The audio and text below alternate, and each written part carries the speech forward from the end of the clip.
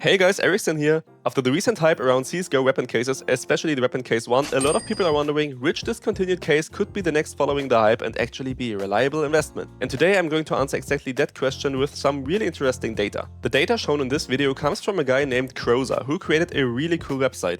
He developed a method to estimate both the total supply and the consumption rate of almost all CS2 cases, excluding armory cases and cases from before 2015.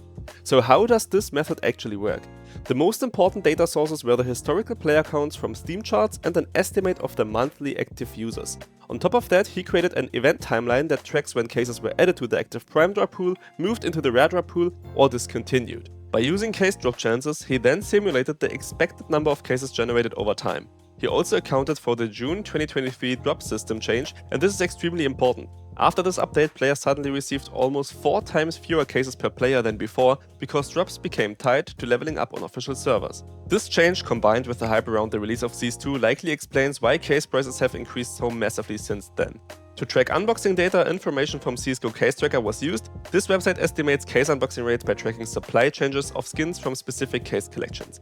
The main weakness of this method is clearly that users with private inventories are not included. Their unboxings are not captured and the supply of their stored cases cannot be estimated either. Also, the fact that since the Gold Trade-Up update a precise calculation of supply is no longer possible shows that this data should not primarily be used for predictions, but rather to understand how many cases were quantifiable up to that point. Until October 2025, the case with the lowest supply by far is the Winter Offensive weapon case. Its supply is about 6 times lower than the Chroma case, which is the second lowest supply, yet the price difference between the two cases is only around €5. Considering the low estimated supply, the unboxing rates of some discontinued cases, especially the Winter Offensive case, are still surprisingly high. In the last month alone, more than 23,000 Winter Offensive cases were opened.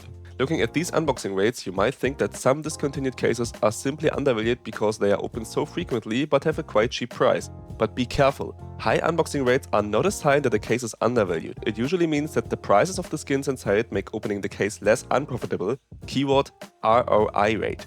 However, unboxing rates are still very useful to estimate how quickly the supply will decrease in the near future. And honestly, I was very surprised to see that cases like the Huntsman weapon case, Operation Phoenix case, and especially the Felchen case and the Horizon case already have such a low estimated supply. And as we have seen, some of these cases are opened regularly in such high numbers that you would never assume they already belong to the rarest cases in CS2. So personally, I would focus my case investments on cases where low supply, especially when combined with high unboxing rates, makes future scarcity more likely sooner rather than later. As a CS2 investor, I trade a lot of skins and my go-to marketplace is YuYu Skins. This modern highly rated CS2 marketplace offers millions of skins at very low prices with instant delivery and money back guarantee in case of trade rewards. You also have access to Chinese markets, and thanks to the high quality customer support, your trading experience stays smooth and secure. So make sure to follow me and check out YuYu Skins via the link in the top pinned comment. If we now also take the market pumps coming from China into account, low supply cases gain another advantage. Both cases and skins with a lower supply are simply easier to manipulate. When fewer cases and skins exist on the market, it becomes much easier to buy up the available supply and push prices. That means older cases with a very low supply are especially more likely to be pumped together with their collection skins, which can already create good short-term profits. But in the end, you should also consider this: the data for cases released before 2015 was partly incomplete on this website, which is why I did not show them here. You should also do not blindly trust this data. Real drop rates per player can fluctuate, and bot farming could also have a noticeable impact, and who knows how many cases are still sitting in private inventories.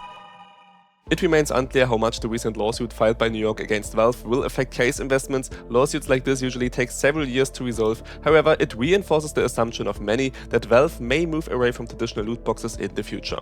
That was my analysis, a quick off-topic tip in the end. If you are planning armory investments after my recent video, I recommend buying factory new industrials on YuYu Skins instead of markets like CS Float, because the price difference here is huge and most people don't even know about this. If you go for it, make sure to use the link in the top pinned comment, and if you watched until here, comment !win a skin for a chance to win this MP9 Latte Rush. I would really appreciate a like and subscription, and I will see you in my next video. Bye!